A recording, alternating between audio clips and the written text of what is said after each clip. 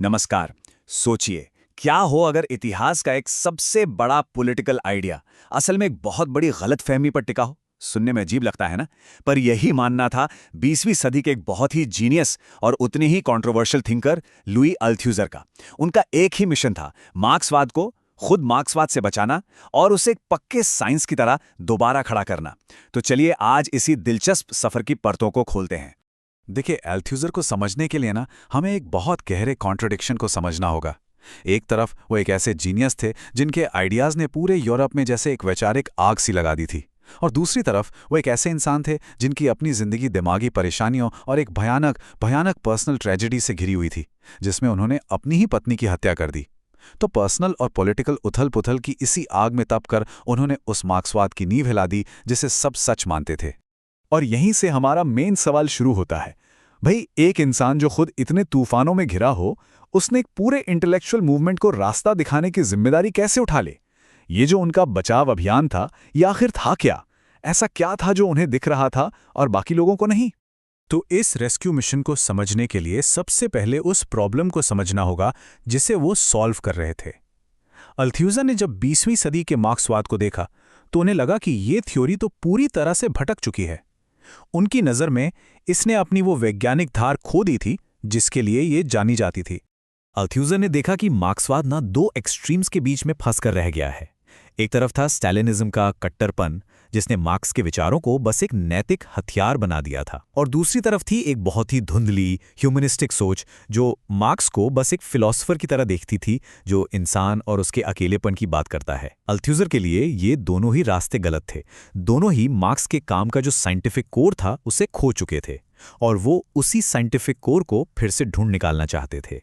और इस एक तरह की वैचारिक खुदाई के लिए उन्होंने दो बहुत ही पावरफुल टूल्स का इस्तेमाल किया।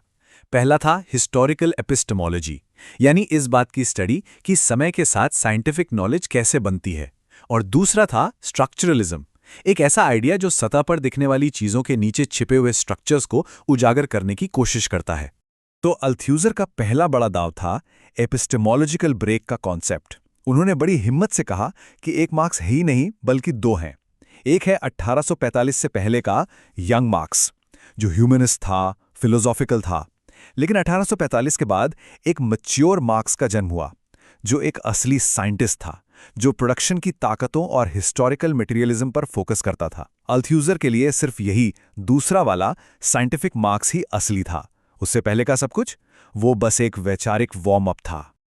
अच्छा, तो इस साइंटिफिक मार्क्स को खोजें कैसे? अल्थ्यूजर ने एक तरीका बताया जिसे उन्होंने सिम्प्टोमैटिक रीडिंग कहा। इसे एक तरह का इंटेलेक्चुअल एक्सरे समझिए। आप सिर्फ वो नहीं पढ़ते जो पन्ने पर लिखा है, बल्कि आप उन गैप्स को, उन खामोशियों को, उन सवालों को पढ़ते हैं जिनका जवाब नहीं दिया गया। उनका कहना था कि इन्हीं चीज़ों से किसी राइटर की सोच का असली छिपा हुआ स्ट्रक्चर सामने आता है। सतह पर जो दिखता है वो तो बस एक लक्षण है, असली साइंस तो नीचे छिपे स्ट्रक्चर में है। तो इन औजारों के साथ अल्थ्यूजर ने मार्क्सवाद की जो पुरानी गलत समझ थी उसे एक एक करके बड़े सिस्टमैटिक तरीके से तोड़ना शुरू कर दिया। सबसे पहले उन्होंने हमला किया ह्यूमैनिटिज्म पर। उन्होंने कहा कि इतिहास किसी व्यक्ति की इच्छा या चेतना से नहीं बनता। हम अपने सोसाइटी के लेखक नहीं हैं, हम तो बस सोशल स्ट्रक्चर्स के वाहक हैं, उन्हें ढोने वाले हैं। जैसे इस स्लाइड में ये गियर्स दिख रहे हैं, हम सब एक बहुत बड़ी मशीन के छोटे छोटे पुर्जे हैं, और वो मशीन चलती है इकोनॉमी और सोशल रिश्तों से। दूसरा, उन्होंने हिस्टोरिसिज्म को सिरे से खारिज कर दिया। मतलब वो पारंपरिक सोच कि इतिहास एक सीधी लाइन में चलता है और एक दिन कम्युनिज्म पर जाकर ही रुकेगा। अल्थ्यूजर ने कहा, नहीं, ऐसा बिल्कुल नहीं है।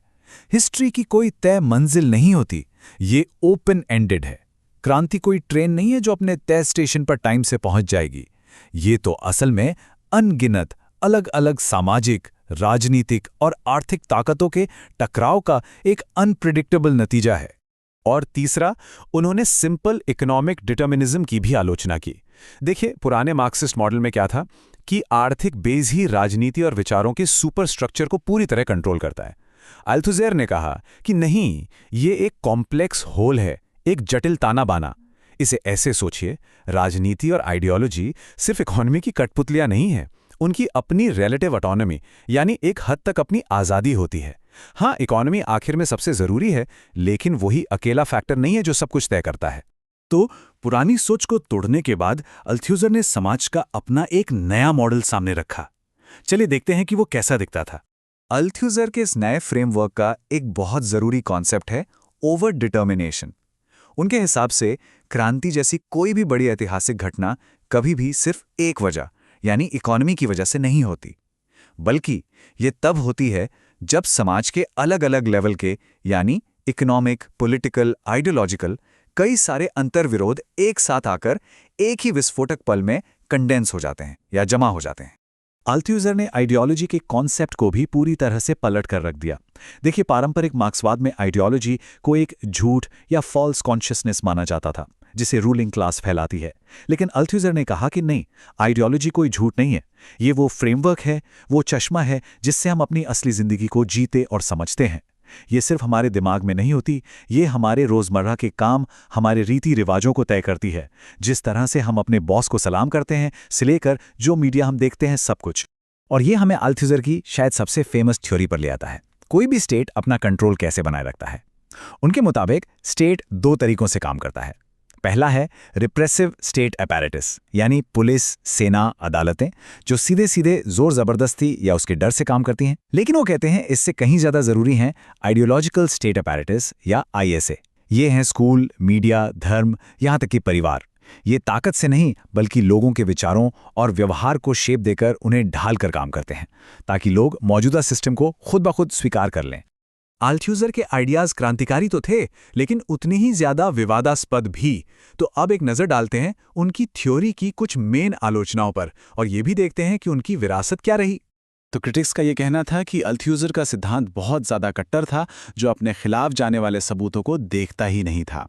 कुछ लोगों को लगा कि उन्होंने इकोनॉमी की सेंट्रल भूमिका को कम करके असली मार्क्सवाद को ही कमजोर कर दिया है। और शायद सबसे तीखी आलोचना ये है कि उनकी थ्योरी में ह्यूमन एजेंसी यानी बदलाव लाने की एक इंसान की क्षमता के लिए कोई जगह ही नहीं बचती। अगर हम सबसे स्ट्रक्चर्स की कठपुतलियां हैं तो फिर क्रांति होगी कैसे?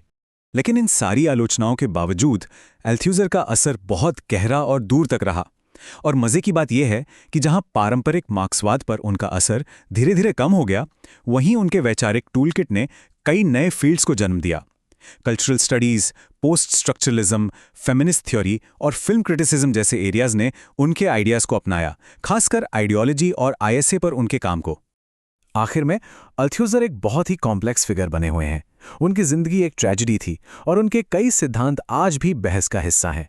लेकिन जैसा कि एक कोट बताता है, उन्होंने फिलॉसफी को एक बहुत ही धारदार हथियार बना दिया। उन्होंने हमें स्ट्रक्चर्स, आइडियोलॉजी और पावर के काम करने के छिपे हुए तरीकों के बारे में सोचने के लिए एक नई जबान दी। और शायद यही उनकी सबसे बड़ी विरासत है, आइडियाज़ का एक ऐसा सेट जो आज भी दुनिया भर के थिंकर्स को चैलेंज करता है और इंस्पायर भी करता है।